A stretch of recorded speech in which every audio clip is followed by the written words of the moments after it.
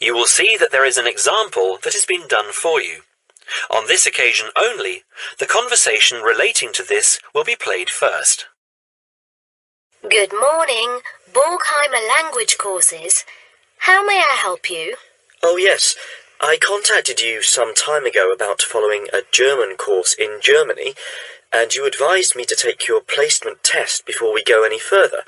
Well, I've done that now, so I'd like to go ahead with booking the course for this summer, if that's possible. Certainly, sir. You said you took the placement test. What was the result? I was placed at the O3 level. O3. Right. That's lower intermediate. Fine, Mr. The answer is level 3 or lower intermediate, so the course level has been filled in for you. Now we shall begin. You should answer the questions as you listen, because you will not hear the recording a second time. Listen carefully and answer questions 1 to 5. Petterson. John Petterson. Could you spell that for me, please, Mr. Petterson? P-E-T-T-E-R-S-S-O-N. That's a double T and a double S. Am I right? That's right. Now, could I ask you where the course takes place? Well, we offer courses in Hamburg and Berlin. For your level, there's never a problem. There are always plenty of people for the intermediate classes. Oh dear. Does that mean that there might be a lot of students in my class? I wouldn't be very happy about that. No, don't worry, Mr. Petterson. The maximum class size is 12, but I've never known there to be more than 9 or 10 in a class. It could even be 5 or 6. Good. Actually, I'd prefer to study in Berlin. And how long is the course? 3 weeks, 5 hours a day. 2 hours only on Saturday. Sundays free. I see. And what about accommodation? There you have a choice, Mr. Petterson. You can either stay with a German family who are used to having such guests, or you can stay on the university campus, or we can book you into a nearby bed and breakfast. Is there a big difference in price? Not really. Staying with the family works out the cheapest, and the bed and breakfast is a bit more money. Staying on the university campus comes somewhere between the two price-wise, but Berlin is not too expensive anyway. Which do you recommend? Well, if you want to practice your German and be part of a German family, I would recommend staying with a family. Our families are all hand-picked, and we've never had any sort of complaint. Yes, I'll probably do that then. What are the dates of the course? The first summer course starts on the 1st of June in Hamburg and a week later in Berlin, which is what would concern you as you have chosen the Berlin course. That's the 8th of June. The next course would begin on the 2nd of July, and then... The 2nd of July course would be perfect for me. Can you put me down for it now? Certainly, Mr. Petterson. Can I have your address, please? 26 Mayfield Drive, Orpington, Kent. I'm afraid I can't remember the postal code. Don't worry, Mr. Petterson. I'll check on it. Before you hear the rest of the conversation, you have some time to look at questions 6 to 10.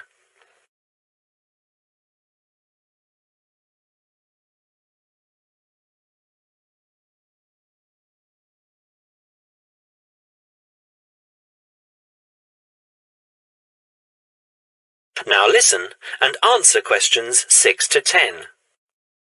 There are a couple of other things I'd like to ask. Certainly. What do I need to bring on the course? Well, apart from the obvious, you'll need our textbooks. I'll email you the name and publisher. You should be able to find it in your local bookstore. If you do have problems, call me or email me and I'll see what I can do. We provide the computers, computer disks, translation exercises, and all that sort of thing, but you will need a good dictionary. We recommend Langenscheidt, which is more than adequate for your level. You don't have to go and spend a lot of money on an expensive dictionary. Not yet, anyway. Maybe you will when your German reaches a very high standard. That would be very nice. Now, finally, what about the cost of the course? And how do I pay? Would you like to pay that in pounds or in euros? Euros would be fine. In that case, it's 550 euros. You can pay by credit card if you like. Oh dear, I'm afraid I haven't got a credit card. How else can I pay? That's not a problem, Mr. Pettison. You can pay by bank transfer. Fine. By the way, I forgot to mention I am a full-time student. Have you got a student card? Oh, yes. Then that does make a difference, you'll be pleased to hear. You are entitled to 35% off the full price. And if you can persuade a few people to join you, it would work out even cheaper. How do you mean exactly? Well, for every 5 people you find, 1 goes free. In other words, if there are 6 of you, you get 1 free course. Of course, in reality, you would divide up the savings amongst you, presumably. Right. Well, I'll see what I can do. Thank you. Not at all, Mr. Pettison, and I'm sure you'll enjoy the course. There are, of course, sightseeing possibilities. Would you like me to send you our brochure describing them? Yes, thank you. I'd appreciate that. Anyway, thanks for your help. If I want to call back, who do I ask for? Susanna. I'm here most of the time. That is the end of section 1. You now have half a minute to check your answers.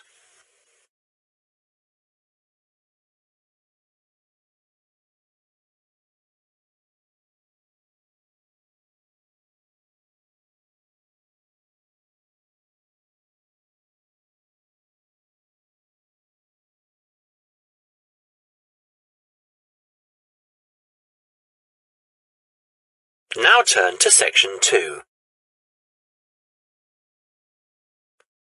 Section 2. You will now hear a radio talk on agricultural regulations. First, you have some time to look at questions 11 to 15.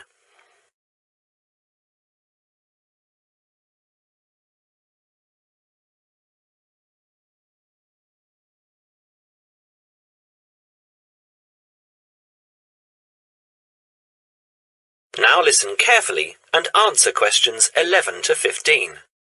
Could there be clearer proof of the arrogance and indifference of those who are supposed to keep our food safe than the muzzling of John Verrill?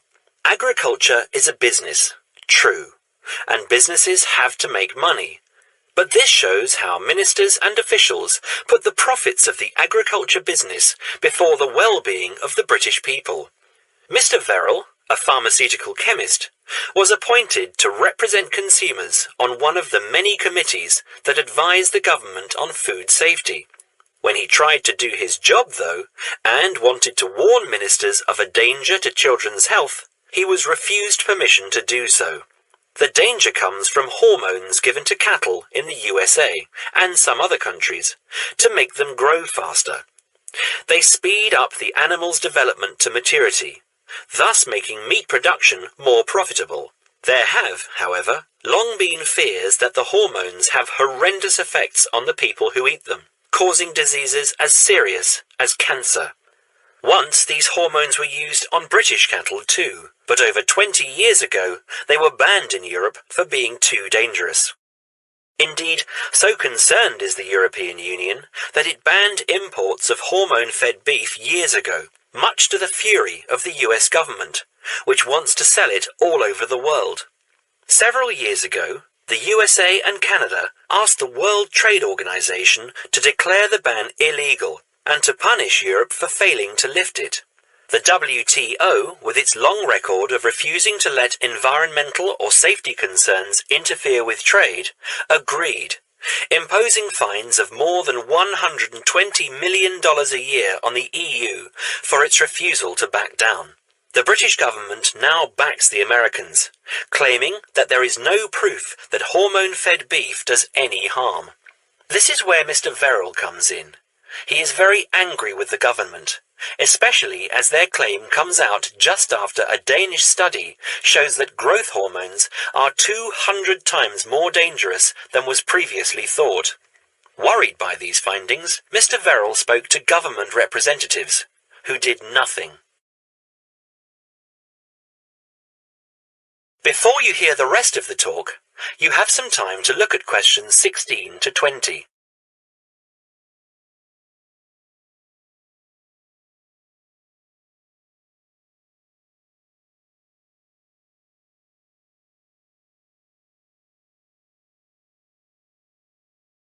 Now listen and answer questions 16 to 20. Not only that, but they have not been testing beef which is imported, which, by law, they are required to do. This directly affects the British public, as about 40% of the beef British people eat comes from abroad, supposedly from countries like Brazil, which does not allow the use of growth hormones. Brazilian beef is stocked by some British supermarkets and widely used in catering. Yet, when a Brazilian farm was recently visited by EU inspectors, a large stockpile of this banned substance was found. This is not the first food scandal we have had in our country. Take the present concern over a well-known chocolate company. Several months ago, the company found out that its sweets were contaminated with a rare form of salmonella, but they did nothing about it, leaving their sweets in the shops to be bought by the unsuspecting public. It was not until 5 months later, when several children had suffered food poisoning, that the chocolate bars were removed from the shelves. It makes you wonder how many other dangerous foods have been allowed onto our plates.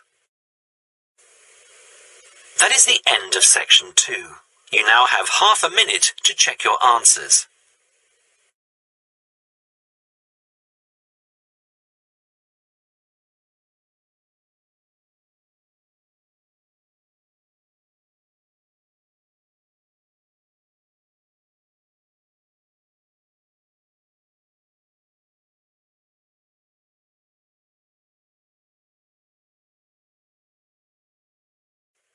Now turn to section 3. Section 3. You will hear a conversation between a tutor and 2 students, Amanda and Jake. First, you have some time to look at questions 21 to 25.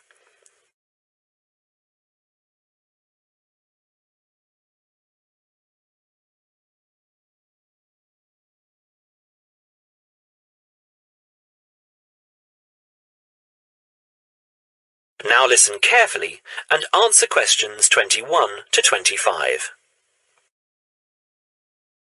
So, Jake and Amanda, how did the project go? Very well, I think, Dr. Hinton. I certainly learned a lot and enjoyed myself at the same time. Me too. So, remind me, what was your project about? Basically, what makes successful people? Let's call them top achievers successful. Yes, how are they different from us? What do they do that other less successful people don't do? Interesting. And did you come to any conclusions? Quite a few, actually. Good. Share some with me then. Well, I'd always thought that a top achiever would be the sort of person who would bring work home every night and slave over it. But it appears not. Those types tend to peak early and then go into decline. They become addicted to work itself, with much less concern for results. We found that high achievers were certainly ready to work hard, but within strict limits. They knew how to relax, could leave their work at the office, prize close friends and family life, and spent a healthy amount of time with their children and friends. There's a lesson for us all there. Anyway, go on. It's also very important to choose a career which you enjoy, not just one that pays well or which assures you of a pension many years down the line. Surely that's important, though, Amanda. Yes, I agree, but being happy in your work is far more important than anything else. Top achievers spend over 2/3 of their working hours on doing work they truly prefer and only 1/3 on disliked chores. They want internal satisfaction, not just external rewards such as pay rises and promotions. Before you hear the rest of the conversation, you have some time to look at questions 26 to 30.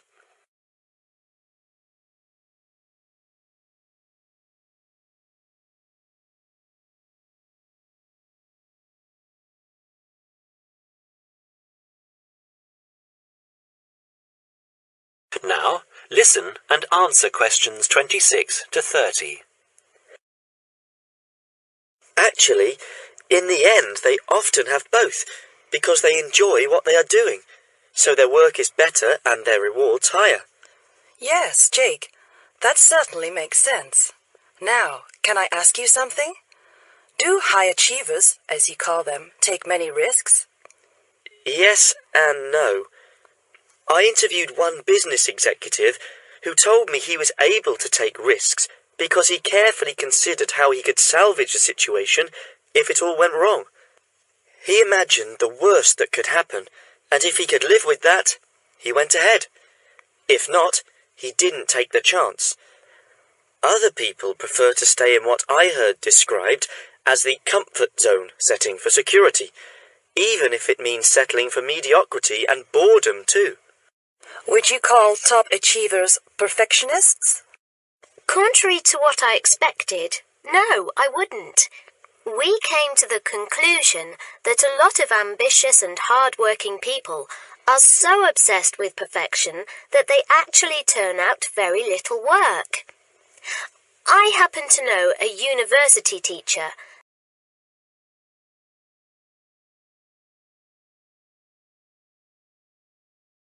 a friend of my mother's, who has spent over 10 years preparing a study about a playwright. She is so worried that she has missed something, she still hasn't sent the manuscript to a publisher. Meanwhile, the playwright, who was at the height of his fame when the project began, has faded from public view. The woman's study, even if finally published, will interest few people. So, what has this got to do with top achievers? Well, top achievers are almost always free of the compulsion to be perfect. They don't think of their mistakes as failures. Instead, they learn from them, so they can do better next time. Well, would you call them competitive? High performers focus more on bettering their own previous efforts than on beating competitors. In fact, we, came to the conclusion that worrying too much about competitors' abilities and possible superiority can be self-defeating.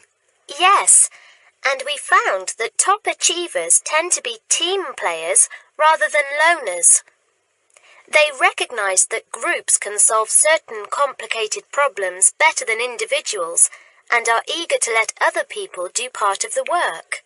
Yes, loners, who are often over-concerned about rivals, can't delegate important work or decision-making. Their performance is limited because they must do everything themselves.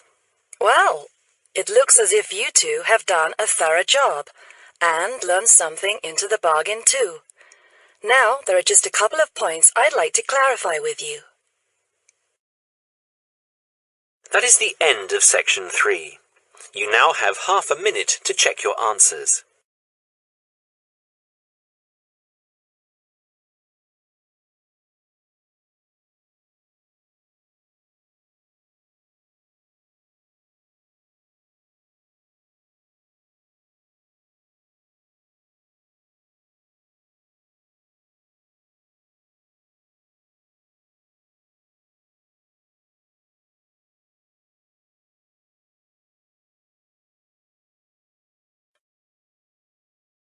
Now turn to section 4.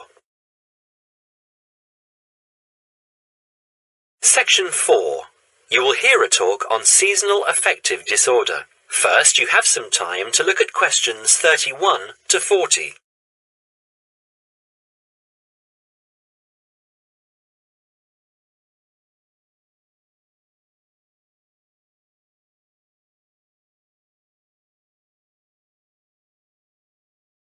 Now listen carefully and answer questions 31 to 40. In the past few years, a new condition has been identified and given a name. SAD, short for Seasonal Affective Disorder. This is now recognized as a distinct kind of clinical depression, where people become depressed at the onset of winter, accompanied by a craving for sweet things, causing weight gain. Each spring and summer would then bring on almost maniacal highs and feelings of boundless energy and happiness. Experiments to combat this depression showed that increased exposure to bright light in humans could suppress their production of a darkness-related hormone called melatonin. The light needed to induce this change was about 2,000 lux, or about 4 times brighter than ordinary household lighting. It was then calculated that if bright light could suppress melatonin secretion, then it might have other effects on the brain, including the reversal of symptoms of depression. While melatonin's precise role in SAD has not been pinned down, the theory led to effective treatment. Not surprisingly, SAD affects more people where winter nights are longer and days shorter. In the UK, an estimated 500,000 adults develop full-blown SAD in winter, and twice this number suffer the milder condition called subsyndromal SAD. About 80% of sufferers improve when given light therapy, and improvement usually comes within 2 to 4 days. Scientists are still unsure why winter depression happens, but more than a decade of research has turned up some surprising findings. Nearly 80% of SAD victims are women. Researchers are uncertain why this is so. SAD can affect people at any age, but typically it begins around the age of 20 and becomes less common between 40 and 50. SAD is comparatively rare in children and adolescents, but so far researchers have been unable to come up with a logical reason for this. As many as half of SAD sufferers have at least one family member with depressive illness, suggesting that the depression has a genetic component. Some patients experience shifts in their body clocks when they're depressed in winter. They are morning people at one time of the year and become evening people at another. What is the underlying difference between SAD sufferers and others? A clue can be found in carbohydrate craving, a common symptom. People often become obsessed with chocolate, for example. Carbohydrates alter brain chemistry by increasing the level of a soothing chemical called serotonin, a neurotransmitter that carries signals between brain cells. SAD sufferers crave carbohydrates because they may need serotonin to lift their mood. This craving can be intense, in fact, an addiction. It may be that the serotonin system of the brain has problems regulating itself during the winter. Some SAD sufferers respond well to the drug Prozac, thought to influence the brain's serotonin-using system. Other brain chemicals and hormones probably play a role in winter depression. Another neurotransmitter, dopamine, for example, may be inadequate in certain cases. Researchers hope to uncover clues to SAD's secret by probing similarities between SAD and hibernation. Though no valid link between the two has been established, some SAD patients say they feel like hibernating animals. SAD sufferers tend to put on fat in autumn and early winter, roughly the time when such hibernators as bears and squirrels do. That is the end of section 4. You now have half a minute to check your answers.